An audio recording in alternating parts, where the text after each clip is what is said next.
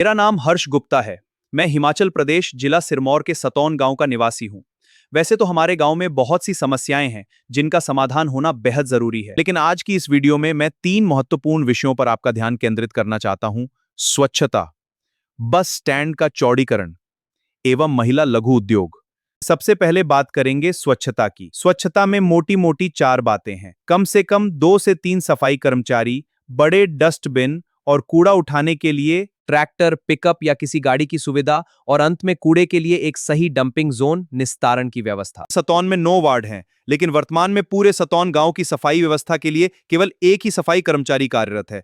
2 से 3 कर्मचारियों का होना बहुत ज्यादा जरूरी है। इन कर्मचारियों का स्थान वार्ड के हिसाब से निर्धारित किया जा सकता है और हर वार्ड में 2 बड़े-बड़े डस्टबिन होने चाहिए। सफाई कर्मचारी झाड़ू लगाकर सारा सूखा कूड़ा उन डस्टबिन में डाल सकते हैं और दूसरे तीसरे दिन जब ट्रैक्टर या गाड़ी आएगी तब वो कूड़ा उठा लेगी। वार्ड मेंबर ये सुनिश्चित करें कि सभी कार्य सही तरीके से और समय पर हो रहे हैं या नहीं। अभी ऐसी कोई व्यवस्था नहीं है, इसलिए कुछ लोग या तो कूड़ा जला देते हैं या फिर उन्हें कूड़ा इधर-उधर फेंकना पड़ता है। सड़कों पर रोज झाड़ू नहीं लगने के कारण यही कूड़ा नालियों में जाकर इकट्ठा होता है, जिससे पानी जमा हो जाता है और बाद में डेंगू और दूसरी बीमारियों का कारण बनता है। पिछली बार मेरे वार्ड के आसपास 10 से 12 लोग बीमार हो गए थे, और जो लोग कूड़ा जलाते हैं उस कूड़े में प्लास्टिक भी होती है, जिसका जलना कितना खतरनाक होता है आप सोच भी नहीं सकते। इससे कैंसर जैसी गंभीर बीमारियां तक हो सकती हैं। जब पंचायत की ओर से एक सही व्यवस्था बनाई जाएगी तब लोगों की और सभी दुकानदारों की जिम्मेदारी भी होगी कि वे कूड़ा सीधे कूड़ेदान में डालें।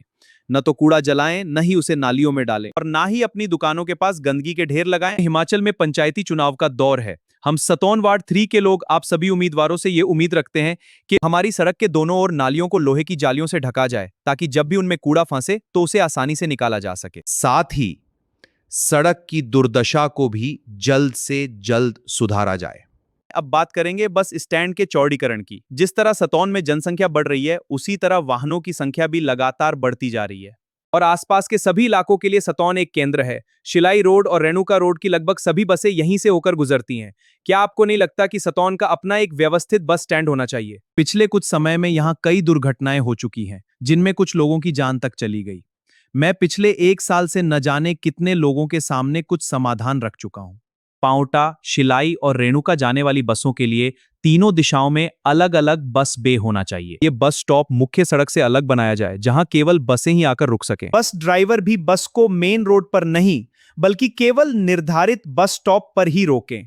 अब तीसरा प्रमुख विषय है महिलाओं के लिए आय के साधन, यानी महिला लघु उद्योग। आज हमारे गांव की बहुत सी माताएं और बहनें घर की जिम्मेदारियों के साथ साथ अपने परिवार की आय बढ़ाने में भी योगदान देना चाहती हैं। कुछ महिलाएं पांवटा, गोंदपुर की फैक्ट्रियों में काम करने जाती हैं, लेकिन सभी महिलाएं ऐसा नहीं कर सकती, क्योंकि उन्हें घर भी संभालना होता है, खाना बनाना, बच्चों का ध्यान रखना और परिवार की जिम्मेदारियां निभानी होती हैं। वे सुबह 7 बजे से शाम 7 बजे तक घर से बाहर नौकरी नहीं कर सकती। इसलिए कई महिलाएं शुरुआत में घर की आमदनी बढ़ाने के लिए फैक्ट्री में नौकरी तो ज्वाइन कर लेती हैं, लेकिन कुछ महीनों बाद उन्हें नौकरी छोड़नी पड़ती है। ऐसी महिलाओं के लिए क्या हम अपने गांव में ही रोजगार के कुछ अवसर विकसित नहीं कर सकते, जहां वे सुबह 4 घंटे काम करें, फिर घर का काम संभालें और शाम को फिर 3-4 घंटे काम कर सकें? उद्योग शब्द सुनते ही हम सभी को लगता है कि यह बहुत बड़ा काम होता है और इसे केवल बड़े बड़े मंत्री ही कर सकते हैं। लेकिन 5, 7, 8 या 10 महिलाएं यदि एक कमरे में मिलकर कोई उत्पाद तैयार कर रही हैं, उस कमरे को भी एक छोटी फैक्ट्री या कार्यस्थली कहा जाएगा, तो उसे भी उद्योग ही कहा जाता है। इसीलिए उसे लघु उद्योग के नाम से जाना जाता है। इन कामों में मूड़ा बनाना, अचार बनाना, मसाले तैयार करना, कान्हा जी की ड्रेसेस बनाना, पापड़ बनाना, पॉपकॉर्न और चिप्स के पैकेट तैयार करना,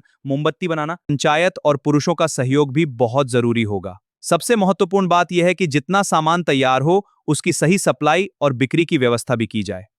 आप खुद सोचिए, ये कोई बहुत बड़ा काम नहीं है, बस एक पहल की जरूरत है। ये था एक आदर्श पंचायत का मेरा सपना। बाकी आप अपने मुद्दे कमेंट करके बताएं, और अगर वीडियो अच्छी लगी हो तो लाइक, शेयर और सब्सक्राइब जरूर करें। आज के लिए सभी को नमस्कार और सुनने के लिए धन्यवाद।